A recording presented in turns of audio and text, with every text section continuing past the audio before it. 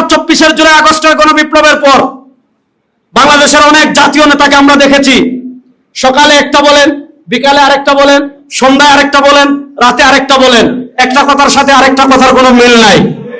আবার অনেক নেতাদেরকে আমরা দেখেছি 2024-এর জুলাই আগস্টের পর নতুন করে বাংলাদেশে যারা খুনাখুনি করতেছে, মারার কাউরে পাচ্ছে না, নিজেদের 130 জনের মতো খুন করে ফেলেছে।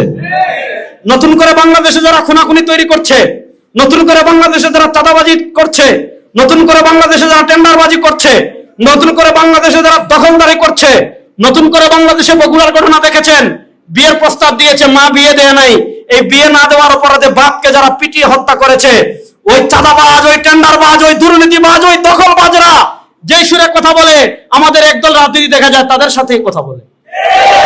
তারা বলে নির্বাচন হবে ডিসেম্বর, আমি সকালেও বললাম ডিসেম্বর, বিকেলেও বললাম ডিসেম্বর, রাতেও বললাম ডিসেম্বর, সন্ধ্যায় বললাম ডিসেম্বর। এখন তারাও চুপ, আমিও চুপ। এরপরে দেখেন, ইসলামী আন্দোলন বাংলাদেশ 28 তারিখ নির্বাচন করে পিআরের দাবি করেছে। ব্যাপারটা কিন্তু এমন না।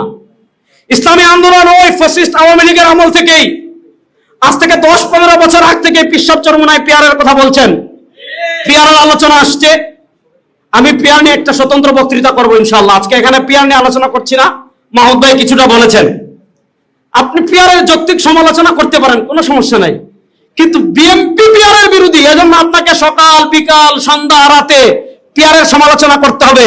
ওই লজির ভিত্তিক রাজনীতি যদি করতে চান, ইসলামী রাজনীতির লেভেল বাদ দেন, মাদ্রাসায় পড়ান, কানকায় বিরাগী করেন। ইসলামী রাজনীতি যদি করতে চান, ইসলামকে সবার উপর রাখতে হবে, ইসলামের উপরে কাউকে রাখা যাবে না।